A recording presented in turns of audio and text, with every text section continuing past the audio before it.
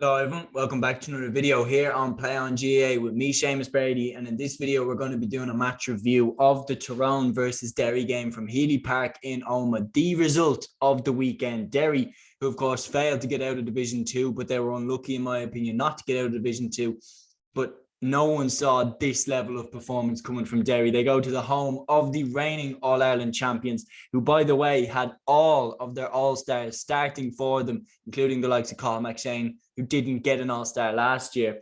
Tyrone had all their All-Stars starting. Derry were without the likes of Kieran McFall, and Derry won by 118 to 10 points. 118 to 10 points. An 11-point victory for Derry. Just remarkable performance from them.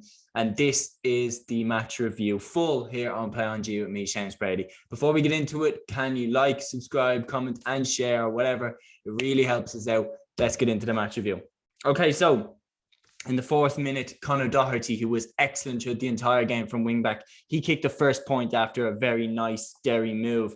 Then Darren McCurry hit a beauty on the 13th minute, but Derry had already hit 3 points by then. In the 16th minute, there was a goal chance for Tyrone, and there were moments in this game where Tyrone could have sparked into life. This was definitely one of them. Conor Myler running through, has a shot, but it was well saved by Oran Lynch. Wasn't the best shot by Myler, but Lynch still did well to stand up and to parry it away. Then right down the other end, Conor Doherty hits his second point of the game, a beautiful score to make it 5 points to 3. And a minute later, Garrett McKinless had hit a lovely solo point to make it 6-3. In the 21st minute, Niall Morgan kicked to 45, and this is an important score because we're going to get into it later. In the 26th minute, it was 7 points to 4 in favour of Derry. And on this moment is when the game went through its phase, which really decided it. Make no mistake, Derry were excellent. They were excellent throughout the entire game.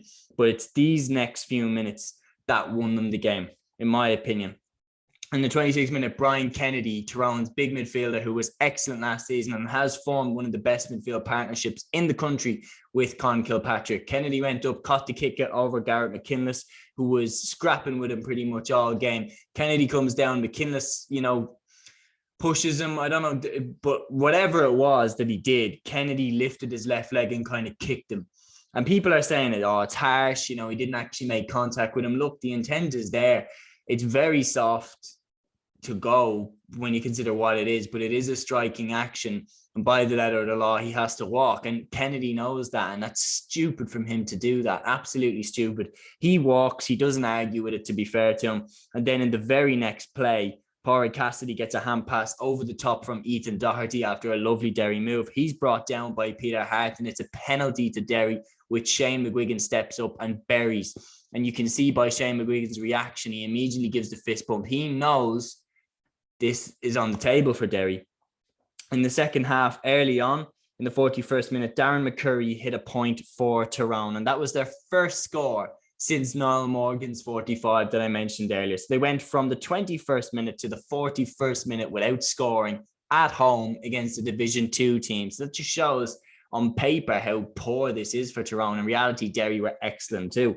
Tyrone tagged on another point after that, but then Benny Heron hit a beautiful point on a fantastic counter-attack by Derry, where they threatened a goal because Niall Morgan was off his goal line, but they took the point. In the 55th minute, Shane McGuigan hit one of the points of the game, set up by Benny Heron. McGuigan got it onto that trusty left boot and swung it over the bar to make it 113 to 8 points. And at this stage, you knew it was over for Tyrone. I just didn't see them getting back into this. Derry are so solid at the back with Chrissy McCaig, with Brendan Rodgers, with McKinless at centre back. They're fantastic. So, yeah, it really looked like at that point like it was over. In the 66th minute, it got even worse for Tyrone. Conor McKenna, who, by the way, only had his suspension overturned for the tussle he got into against Fermanagh.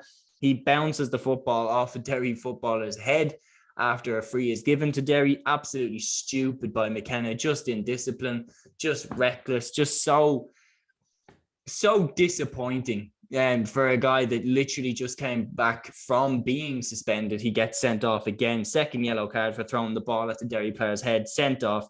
Derry tagged on another 3 points after McKenna's red card until the end of the game. Niall Loughlin and Shane McGuigan hit the pick of the bunch to make it 118 to 10 points, and that was full time. Such a comprehensive win for Derry. I mean, like, what can you even talk about this? Like, they have absolutely exceeded my expectations. I did not see this coming. I knew they were good and I knew that they were coming force, but to go to the home of the All-Ireland champions and to beat them is remarkable. And people are saying, oh, I don't see them in All-Ireland contention and all this.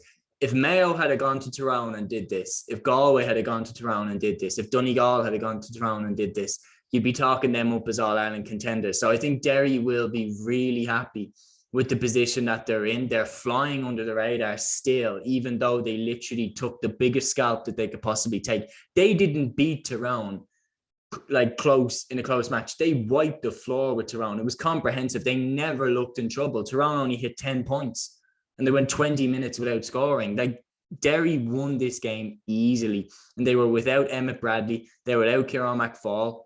Derry weren't at full strength and Tyrone were. So this is really, really interesting. And then if you look at for the future for Derry, you still have the likes of, you know, Anton Tohull, you have Callum Brown, two lads that went over to the AFL. Like, if Gallagher can get in touch with them and get them back in, there's two more absolute athletes that they're bringing back in who are superb footballers.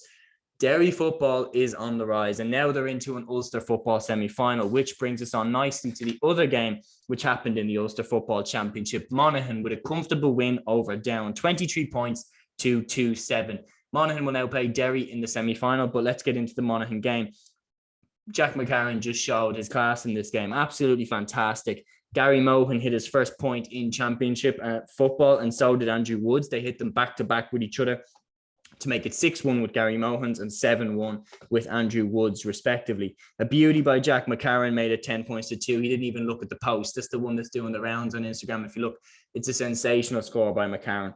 Then Down got a bit of a lifeline just before halftime. A goal by Quaylon Mooney, a lovely move by Down, and a great finish by Mooney. And straight after halftime, Pat Havern hit a goal right from the throw-in. Great hand passing move by Down and a great finish.